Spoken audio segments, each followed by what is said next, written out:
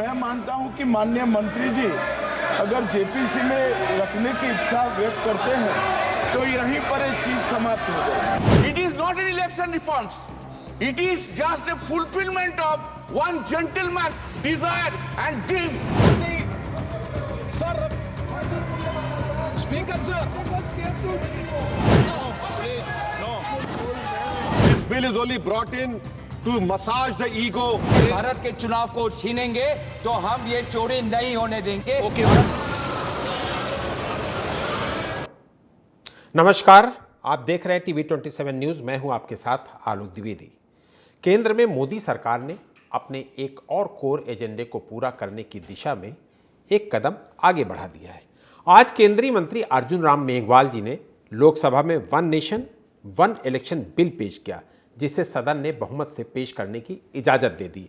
हालांकि इस बिल पर अभी बहुत विचार विमर्श होना बाकी है, इसलिए खुद सरकार ने आगे आकर इसे संयुक्त संसदीय समिति के पास भेज दिया है ताकि वहां पर सांसद इस पर गंभीरता से विचार विमर्श कर सकें। आज इस पर सत्ता पक्ष और विपक्षी गठबंधन के बीच मतभेद साफ नजर आया। जब इस बिल को एनडीए और एनडीए के साथ खड़े 32 राजनीतिक दलों ने अपना समर्थन दिया, इनमें जगन मोहन रेड्डी की वाईएसआरसीपी, के चंद्रशेखर राव की बीआरएस और पलानीसेमी की एआईएडीएमके जैसी पार्टियां शामिल हैं, जो ना तो एनडीए का हिस्सा हैं और ना इंडिया गठबंधन का। जबकि 15 पार्टियों ने इसका विरोध किया है, जिसमें ज़्यादातर इंडिया ब्लॉक के दल हैं।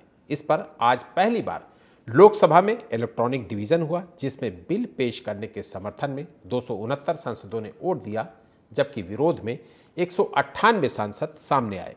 बहरहाल ये बिल संविधान संशोधन बिल है, जिसे पास करने के लिए दोनों सदनों में 2/3 बहुमत की जरूरत है, जो फिलहाल सरकार के पास नहीं है। विपक्ष इस बिल को संविधान, राज्यों की स्वायत्तता और क्षेत्रीय पार्टियों के खिलाफ बता रहा है, तो सरकार का कहना है कि इससे देश की तरक्की और विकास के रास्ते बेहतर होंगे।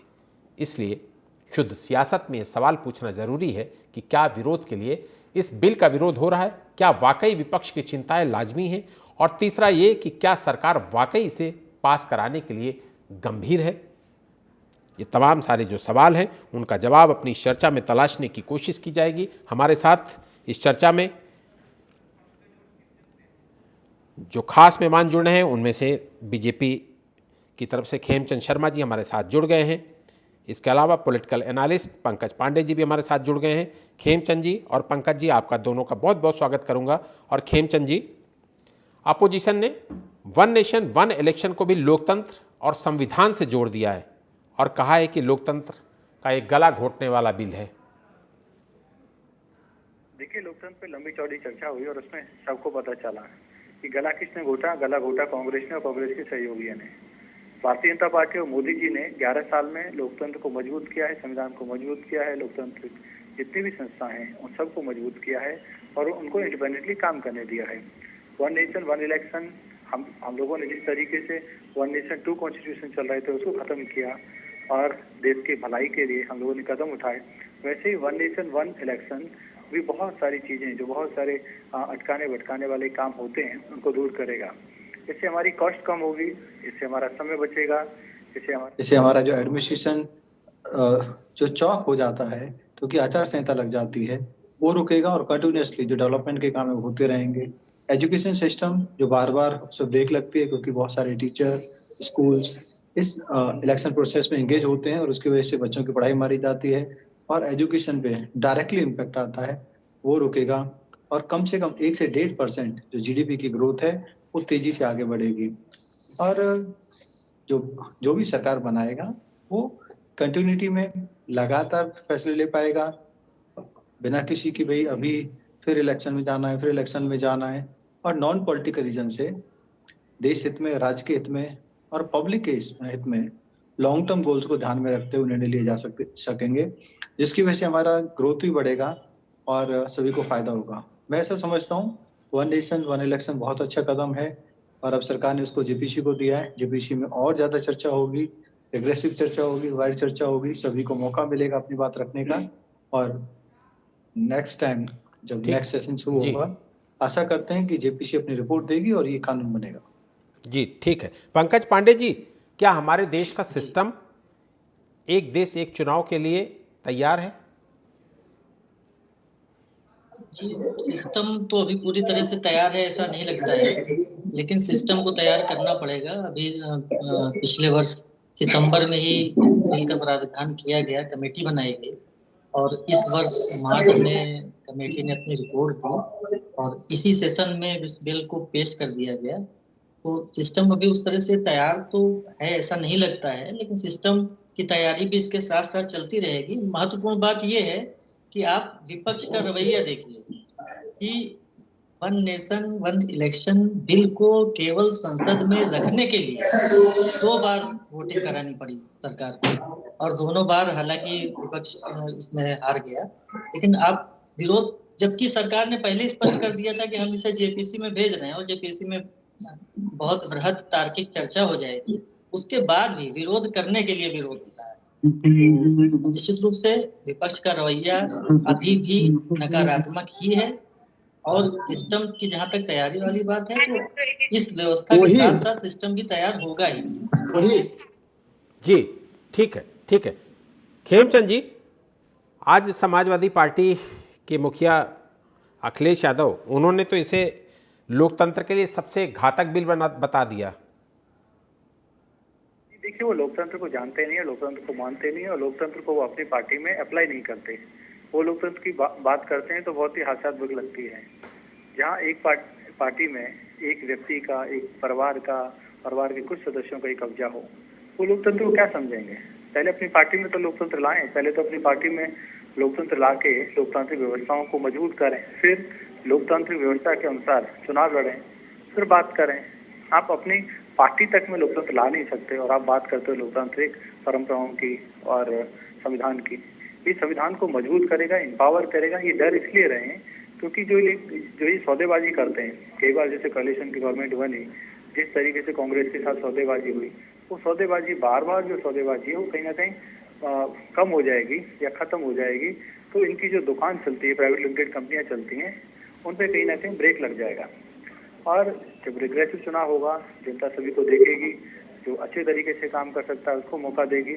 तो कहीं ना कहीं इनको ये डर लग रहा है कि जो उनकी प्राइवेट लिमिटेड कंपनियां हैं कहीं वो बंद ना हो जाएं। लेकिन मैं ऐसा समझता हूँ कि किसी को भी डायरेक्टली ना से नुकसान होगा ना फायदा होगा, लेकिन देश को जरूर इससे फायदा होगा क्योंकि कॉस्ट कम होगी, समय बचेगा, रिसोर्सेज बचेंगे, रिसोर्स का मोबिलाइजेशन बचेगा।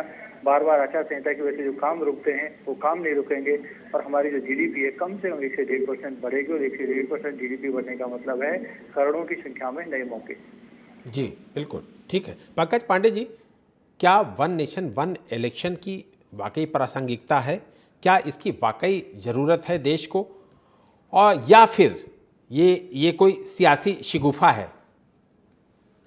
जी देखिए, अभी वन नेशन वन इलेक्शन को चूंकि आजमाया नहीं गया है, इसलिए इस तरह के प्रश्न उठना स्वाभाविक है और सियासी शिगुफा कहकर इसको नकारा इसलिए नहीं जा सकता क्योंकि भारत के पूर्व राष्ट्रपति के एक कमेटी बनाई गई। उस कमेटी में ऐसे लोग भी थे जो कि विपक्षी पार्टियों से संबंधित थे, नौकरशाह भी थे।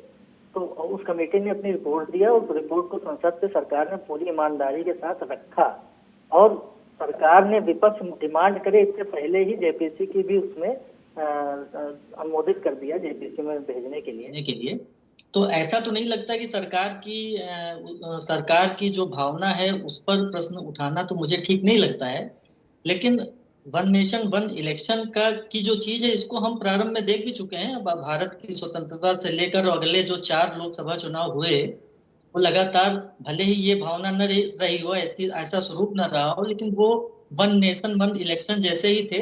सभी लोकसभा और विधानसभाओं के कार्यकाल लगभग एक साथ समाप्त होते थे और एक साथ ही चुनाव होता था, तो उसको हम देख तो चुके हैं, लेकिन वो समय अलग था। आज समय अलग है। आज संविधान में अनेकों संशोधन हो चुके हैं और लोकतंत्र की भावना जो उस समय थी उससे ज्यादा मजबूत एक लोकतंत्र की भावना है। तो निश्चित रूप से ऐसे संदेह, ऐसे प्रश्न उठना स्वाभाविक है, लेकिन इसमें सरकार की जो भावना है उस पर संशय नहीं किया जा सकता है और ये एक ऐसी चीज है कि इसको हमें आगे देखना है। हमें तो प्रोग्रेसिव रहना ही पड़ेगा। हम केवल इन प्रश्नों के चलते इस चीज को नकार नहीं सकते। जी ठीक है। संदीप त्रिपाठी जी, आपका स्वागत करूंगा इस चर्चा में शामिल होने के लिए। आप देर से जुड़े, मुझे लगता है कि पंकज जी की बात आप सुन रहे होंगे। संदीप जी, जिस समिति ने ये वन नेशन वन इलेक्शन का ब्रीफ तैयार किया है, उस समिति का तर्क है कि एक देश एक चुनाव से संसाधनों की बचत होगी, विकास को बढ़ावा मिलेगा, सामाजिक सामंजस्य को बढ़ावा मिलेगा, लोकतांत्रिक मूल्यों को ज़्यादा मजबूत किया जा सकेगा। फिर कांग्रेस को क्यों दिक्कत हो रही है, इंडिया गठबंधन को क्यों दिक्कत हो रही है? आलोक जी, बड़ी विनम्रतापूर्वक एक बात मैं कहूंगा कि क्या आपने उस रिपोर्ट को पढ़ा है? 18,000 पन्नों की रिपोर्ट है, कहाँ पढ़ पाएंगे हम लोग? जो बेसिक चीजें हैं वो पढ़ी हुई हैं, जो बेसिक चीजें हैं वो पढ़ी हुई जी। नहीं, 18,000 नहीं, हमारी जानकारी में 475 शायद समथिंग पेज है, 18,000 चीज नहीं है। लेकिन फिर भी उसमें से किसी भी एक पेज पर जो भी आपने कहा कि ये होगा, उसके बारे में कोई तर्क दिया गया है या कोई ये दिया गया है कि इससे जो है ये तर्क है, इस आधार पर हम इस बात को कह रहे हैं। वो पहला रेस इशू का पहला मामला वो जो कि पैसों की बचत होगी, उसके बारे में कोई तथ्य नहीं देते हैं। फिर कहते हैं कि जीडीपी 1.5% ऊपर चली जाएगी, उसके बारे में कोई तथ्य नहीं देते हैं उसी रिपोर्ट में। ये उसी तरीके से है जैसे नोटबंदी लागू करने के बाद हमारे चौथी पास राजा को 50 बार स्टैंड बदलना पड़ा।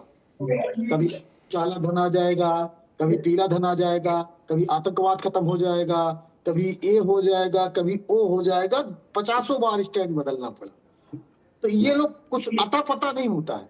और इस बिल की अभी आपने कहा कि ये शिगुफा है या गंभीरता है, आप समझिए कि भारतीय जनता पार्टी के 20 सांसद गायब थे। विहिप जारी करने के बाद भी, विहिप वो होता है जिसके उल्लंघन के बाद सदस्यता जा सकती है। तो आप भारतीय जनता पार्टी के जो सांसद हैं उनको नहीं समझा पाए। आप विपक्ष की बात कर रहे हैं कि आप ये जो है आप विरोध कर रहे हो। आपके 20 सांसद गायब है, 20 सांसद, एक दो नहीं, 20 सांसद इस प्रक्रिया में हिस्सा नहीं लिए विहिप जारी करने के बाद जी। अब आते हैं मुद्दों की बात कर लेते हैं। भारतीय जनता पार्टी सचमुच सच बात यह है कि अडानी के मुद्दे पर और महंगाई के मुद्दे पर, किसानों के मुद्दे पर इस तरीके से घिर चुकी है। और दूसरी बात, तानाशाह जो था उसको 10 साल विपक्ष नहीं मिला था। अब विपक्ष सर पे खड़ा है तो वो सदने की जाता, तानाशाह सदने से भागता है। इतने दिन की चर्चा में 10 मिनट एक और 1 घंटा 39 मिनट एक, इतना सदन गया होता। अब समझिए ये क्या है। तो उसी विपक्ष से बचने के लिए एक तरीका अपनाने की कोशिश कर रहे हैं।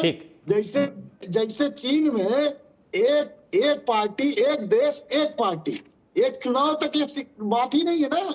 अगर ये इनका एजेंडा होता तो हम तो कह रहे हैं ना, आप कह रहे हो कि 67 तक ये होता था, तो 67 तक बैलेट पेपर से चुनाव होता था, करा लीजिए भी, उस पर आभार जाओगे। फिर आप कहते हो कि दक्षिण अफ्रीका, जापान, इंडोनेशिया सहित लगभग 8 देशों के नाम ये बताते हैं कि कोविंद जी गए राष्ट्रपति बनने के बाद। पहली बात तो राष्ट्रपति पद का आपने अपमान किया कि एक समिति का उनको बनाया, बहरहाल ये आपकी है, सबको पता है कि कैसे राष्ट्रपति बने थे, मोदी जी के लिए वो क्या थे, कैसे काम किए, ठीक है, उसको मैं नहीं जाऊंगा, सम्मान है।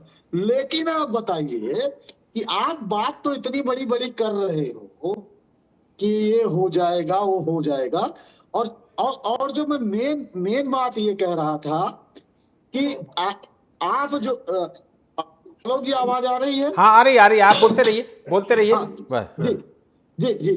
तो आलोक की मेन बात जो मैं ये कह रहा था कि आपका मोटिव है कि लोकतंत्र से एक तंत्र पर आ जाए।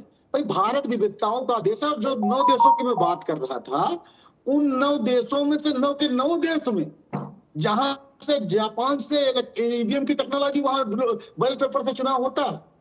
195 देशों में से मात्र 20 ऐसे देश हैं जहां पर ईवीएम के माध्यम से चुनाव होता है, जहां पर 8 देशों में ये स्टार्टिंग स्टेज पे। ठीक है संदीप जी बाकी अगली बार के लिए खेमचंद शर्मा जी से जवाब लेते चलते हैं। खेमचंद शर्मा जी, संदीप त्रिपाठी जी का ये कहना है कि ये इशू को डाइवर्ट करने के लिए वन नेशन वन इलेक्शन आपने टेबल किया। देखिए संदीप भाई को नमस्कार, कई दिन के बाद हम बैठे हुए हैं। लेकिन संदीप भाई और संदीप भाई की पार्टी वो एक ही लाइन पे चलेगी। और वो है अपीजमेंट की पॉलिटिक्स। आपने देखा कि संभाल में मंदिर मिला है और उनके राष्ट्रीय अध्यक्ष क्या कहते हैं कि संभाल में कोई मंदिर नहीं मिला। वैसे ही वन नेशन वन इलेक्शन के जितने भी फायदे हैं उनको नहीं दिखाई देंगे। पार्टी है, उनकी जो प्राइवेट लिमिटेड कंपनी है, उनके जो जाएंगे। संदीप भाई मैंने आपको किया, आपको सम्मान दिया पूरा, क्योंकि लोग तभी समझ। ठीक है, ठीक। खेमचंद जी अपनी बात कंप्लीट करिए जी। मिलेगा और तो हम जो वन नेशन वन इलेक्शन की बात कर रहे हैं वो लॉजिकल बात कर रहे हैं। ठीक, अपनी बात कंप्लीट करिए। ठीक, तो हम जो कर रहे हैं ना वो लॉजिकल बात कर रहे हैं, उसके फायदे हैं और उसके फायदे सिग्निफिकेंट फायदे नहीं है। नॉमिनल फायदे होते तो शायद हम इसको पोस्ट नहीं करते। इससे कम 1.5 से 2% जो अभी लॉजिकल रिपोर्ट आई है या फिर एनालाइजिंग हुई है, जीडीपी बढ़ेगी कम से कम 1.5 से 2%। हम भी समझे ना। सुन लीजिए संदीप जी, पूरी बात सुन लीजिए। पूरी बात वही बता रहे हैं आपको कि कैसे क्या फायदे हैं। सुन लीजिए पूरे अच्छे से सुन लीजिए, फिर आपसे ही जवाब ले लूंगा उसका। आलोक जी ये जो बातें कह रहे हैं उस रिपोर्ट पर हमने पढ़ ली। हमने जो पूछा कि आप उसके समर्थन में तथ्य क्या दे रहे हो, तर्क क्या दे रहे हो, उसकी बात करिए। हाँ, वही बता रहे हैं खेमचंद जी, वही बता रहे हैं। आप सुनिए तो, खेमचंद जी को सुनिए तो। अरे खेमचंद जी को सुनिए तो, वही बताने जा रहे हैं खेमचंद जी, वही बताने जा रहे हैं आपको। क्योंकि जिस तरीके से इनकी पोल पट्टी उत्तर प्रदेश में खुल गई और उपचुनाव में इनका सफाया हो गया, तो इनको लग रहा है कि वन नेशन वन इलेक्शन में कहीं एक ही बार में सफाया ना हो जाए। तो अब जो इनके पास जो एक्स्ट्रा एमपी आ गए वो भी खत्म ना हो जाए, तो इनका जो डर है वो फ्रस्ट्रेशन में बदल रहा है। अदरवाइज इसके फायदे ही फायदे, नुकसान कुछ नहीं है। इससे कॉस्ट बचेगी, टाइम बचेगा। जो काम चल रहे होते हैं विकास के, जिनमें ब्रेक लगती है आचार संहिता की वजह से, वो ब्रेक नहीं लगेगी। एडमिनिस्ट्रेशन जिसके लिए अपॉइंट किया गया वो काम करेगा। शिक्षार्थी, टीचर्स जिनको एंगेज किया जाता है, बार बार एंगेज किया जाता है इलेक्शंस में, वो अपने शिक्षा पे ध्यान दे पाएंगे, टीचिंग पे ध्यान दे पाएंगे, बच्चों पे ध्यान दे पाएंगे। तो पूरा का पूरा जो हमारा रिसोर्स सिस्टम है वो जो एंगेज होता है बार बार, वो रुकेगा और वो सब का सब अपने काम में व्यस्त होगा। और ऐसा नहीं कि भारत में कोई अनूठा प्रयास होगा। कई बड़े देश हैं, कई ऐसे देश हैं जहाँ डेमोक्रेटिक प्रोसेस और एक बार में सारे इलेक्शन होते हैं और उसका फायदा उनको मिलता है। और अब जब जेपीसी को चला गया तो जेपीसी में और ज्यादा डिटेल में चर्चा होगी। समाजवादी पार्टी के मित्र वहां भी इसके फायदे और नुकसान पे बात कर सकते हैं। और अगर उनको ऐसा लगता है कि कुछ नुकसान है तो वो लॉजिकल आए, बताएं। जब डिस्कशन होगा तो उनको सामने रखना चाहिए। लेकिन क्योंकि ये मोदी जी बिल ला रहे हैं, भारतीय जनता पार्टी बिल ला रही है, इसलिए विरोध करना है, तो विरोध के लिए टोकनिज्म मत करें। टोकनिज्म करोगे तो लोग आपको माफ नहीं करेंगे। लॉजिकल डिस्कशन होना चाहिए। अगर कुछ फियर है, कुछ कमी लगती है तो उसका रीजन दो, क्यों कमी है। ये थोड़ी है कि कोई चीज चलती आ रही है तो वैसे ही चलेगी, कि हम समय के अनुसार को नहीं बदलेंगे, समय के अनुसार हमें चेंजेस नहीं करेंगे। करना है चाहिए। यही तो हमारा सनातन धर्म कहता है, यही तो भगवत गीता कहती है। समय के अनुसार हमें जो पॉजिटिव बदलाव है, समय परिस्थिति के अनुसार हमें करने चाहिए और हमारे संविधान में भी होने चाहिए। ठीक है। हम ये पर्सनल फायदे के लिए तो कर नहीं रहे, ये जनता के फायदे के लिए और देश हित में। आलोक जी, आपके दर्शकों की सुविधा के लिए मैं जानना चाहता हूं कि आपको इसमें से कौन सा तथ्य मिला, दर्शकों को आप बता दीजिए। चलिए, हम तो विपक्ष के लोग हैं भाई, आप पत्रकार हो। संदीप जी एक चीज तो समझनी होगी, संसाधनों की बचत ये सबसे महत्वपूर्ण चीज है। छोटी सी एक चीज बताता हूं आपको, आप ध्यान से सुनिए। ये बीजेपी के पक्ष की बात नहीं है, ये बीजेपी के पक्ष की बात नहीं है, संसाधन की बचत, ठीक है, ये बीजेपी के पक्ष की बात नहीं है। अभी जब लोकसभा चुनाव हुए तो उसमें 1,00,000 करोड़ का खर्चा आया। उससे पहले जब उत्तर प्रदेश का जब चुनाव हुआ उसमें 8,000 करोड़ रुपया खर्च जो आया वो चुनाव आयोग का था। अगर यही सारी चीजें कंपाइल हो जाएंगी तो मुझे लगता है कि खर्च बचेगा। और सबसे महत्वपूर्ण बात 1983 में चुनाव आयोग ने अपनी सालाना रिपोर्ट पे इसकी सिफारिश की थी और 1999 में विधि आयोग ने अपनी रिपोर्ट पे देश भर में एक साथ चुनाव करवाने की जरूरत याद दिलाई। और 1967 में आपको खुद पता है कि 1967 में उससे पहले देश में एक साथ ही चुनाव होते थे, विधानसभा और लोकसभा एक साथ ही होता था। उसके बाद 67 में चेन टूटी है। तो आपने एक तथ्य निकाला, संसाधन में बचत और पैसे की खर्च की बात। अब दोनों पर मैं बता देता हूं आपके दर्शकों की सुविधा के लिए, और हो सकता है कि आप भी मेरी बात से सहमत हो जाए। आपने कहा संसाधन की बचत। जो समिति की रिपोर्ट आई है उसमें उन्होंने कहा कि लोकसभा और विधानसभा के चुनाव साथ होंगे और निकाय के चुनाव 100 दिन बाद कराए जाएंगे। यही कहा है ना सर? हाँ। अब बताइए, 2 चुनाव तो ऐसे हो गया। हाँ। सर हाँ आते ना, 2 चुनाव तो ऐसे हो गए। मतलब अपनी रिपोर्ट जिसको भारतीय जनता पार्टी ने आयोजित मान लिया। अरे अभी तो आप बताइए, अभी तो 4 बार चुनाव होते हैं ना, लोकसभा, विधानसभा, निकाय, स्थानीय निकाय, नगर, और फिर उसके बाद फिर नहीं, आप गलत बात कर रहे हैं। सिर्फ तीन चुनाव की प्रक्रिया अपने यहाँ है।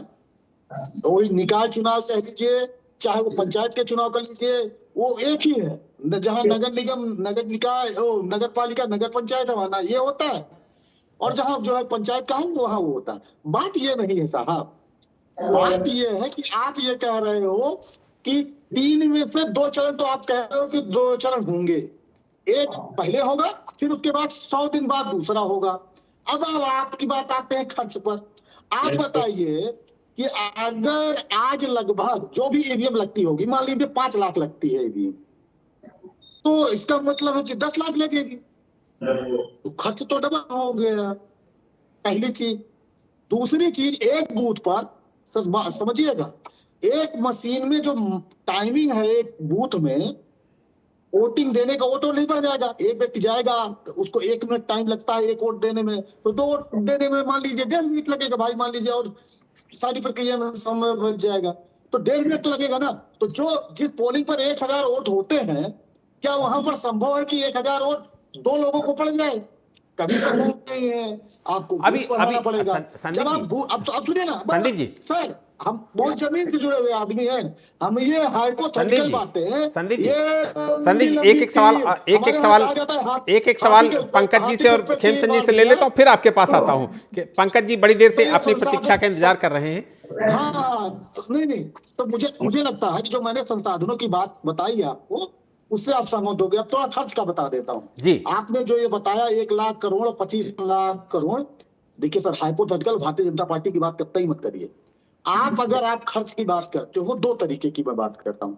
पहली बात तो भारत सरकार का चुनाव कराने का जो खर्च है, बजट में जाकर देख लीजिएगा, 4000 से 5000 करोड़ के बीच में है। बजट में पढ़ लीजिएगा, जो भारतीय जनता पार्टी पूरा चुनाव कराने के लिए बजट देती है, उसकी बात कर रहा हूँ। अब कोई पॉलिटिकल पार्टी कितना खर्च करती है, इस पर सवाल है। तो साहब एक काम करिए, इसके लिए सब नौटंकी करने की क्या जरूरत है? 95 लाख लोकसभा चुनाव। ठीक है संदीप जी, आपके पास आऊंगा। सेकंड राउंड में आप अपनी बात कंप्लीट कर लीजिएगा। एक टॉपिक हो गया आपका। पंकज पांडे जी, 1967 तक अगर कांग्रेस कराती है एक देश एक चुनाव, तो संदीप जी को एक्सेप्ट है, लेकिन अगर मोदी सरकार करा रही है तो इनको एक्सेप्ट नहीं है। आप पढ़े लिखे वाली बात पंकज जी, तो साथ में होना ही था। पंकज जी, बच्चा पहला पैदे कैसे हो गया? अरे बच्चा पहला 475 पन्ने की रिपोर्ट को पढ़कर आए हैं। उनके अनुसार जो रिपोर्ट 475 पन्ने की है, उसका पूरा अध्ययन करके आए हैं। दूसरी बात, प्रश्न पर आता हूँ। देखिए, कोई भी प्रोग्रेसिव चीज है तो उसके विरोध करने के लिए तो देखिए बहुत सारे बिंदु मिल जाते हैं, और लोकतंत्र में विरोध करने का हक भी है, अधिकार भी है। इसीलिए बिल जेपीसी में भेजा भी गया है। जेपीसी में भेजने का मेन कारण यही है कि जब बिल जेपीसी में जाता है तो वहाँ तार्किक बातें होती हैं, सब लोग अपने सुझाव रखते हैं, अपने विचार रखते हैं। वहाँ पर विभिन्न क्षेत्रों के अनुभवी लोग होते हैं, जो सांसद होते हैं वो भी विभिन्न क्षेत्रों से आते हैं, बहुत से टेक्निकल फील्ड से आते हैं, बहुत से सामाजिक फील्ड से आते हैं। उनके अपने विचार, अपने तर्क होते हैं, जिन पर चर्चा होती है। कांग्रेस प्रवक्ता की अगर मैं बात करूं तो ये बात लगभग वैसी ही है कि किसी के यहाँ किसी बालक का जन्म हो तो वो बालक की कभी मृत्यु होगी ये सोच के वो रोने लगे, तो खुशियां मनानी चाहिए। तो ये प्रोग्रेसिव। ठीक है पंकज जी, एक खेमचंद जी से सवाल लेते हैं। खेमचंद शर्मा जी, विपक्ष का कहना है कि राज्यों में एक फेज में तो चुनाव आप करा नहीं पाते हैं, ऐसे में कैसे संभव हो कि पूरे देश में लोकसभा विधानसभा एक साथ चुनाव हो जाए? और यही संदीप जी का भी कहना है। खेमचंद जी, पॉसिबल को पॉसिबल करके दिखाया। हम लोगों ने 40 करोड़ से ज्यादा जनधन अकाउंट खुलवाए, जो इम्पॉसिबल दिखता है। एक पैरेलल इकोनॉमी चल रही थी, उसको खत्म करके हमने नए नोट दिखाया और वो इम्प्लीमेंट करके दिखाया। हम लोगों ने घर घर में टॉयलेट बना के दिखाया, जो 65 साल में कांग्रेस और कांग्रेस के एलाइज नहीं कर पाए। हम लोगों ने घर बिजली दी। हम लोगों ने ये तय किया कि हाँ, कोई भी भूखा नहीं सोएगा। जो अनाज गोडाउन में सड़ जाता था तो गरीब की थाली में पहुंचाना है, और वो हमने पहुंचा के दिखाया। हम लोगों ने 10 करोड़ से ज्यादा परिवारों को आयुष्मान भारत कार्ड के तहत हेल्थ की गारंटी दी, और ये सोच भी नहीं सकते थे। ठीक है खेमचंद जी, हमें वक्त हमें इतने की वैसे इजाजत देता है, हमें चर्चा को यहीं विराम देना पड़ेगा। खेमचंद जी आपका बहुत बहुत शुक्रिया करूंगा, संदीप जी आपका भी बहुत बहुत शुक्रिया करूंगा, पंकज जी आपका भी बहुत बहुत शुक्रिया करूंगा। वन नेशन वन इलेक्शन चुनावी सुधारों के लिहाज से बहुत बड़ा बदलाव है। अगर मोदी सरकार इस बिल को अपने कार्यकाल में पास करा लेती है तो इससे भारतीय चुनावों की सूरत और सीरत क्रांतिकारी रूप से बदल जाएगी। फिलहाल इस चर्चा में इतना ही, मुझे दीजिए इजाजत और आप देखते रहिए देश और दुनिया की बड़ी खबरों के लिए TV27 न्यूज़। नमस्कार। मैं मानता हूं कि माननीय मंत्री जी अगर जेपीसी में रखने की इच्छा व्यक्त करते हैं तो यहीं पर ये चीज समाप्त हो जाएगी। It is not an election reforms. It is just a fulfillment of one gentleman's desire and dream. Sir, Speaker sir. This bill is only brought in to massage the ego. Bharat के चुनाव को छीनेंगे तो हम ये चोरी नहीं होने देंगे।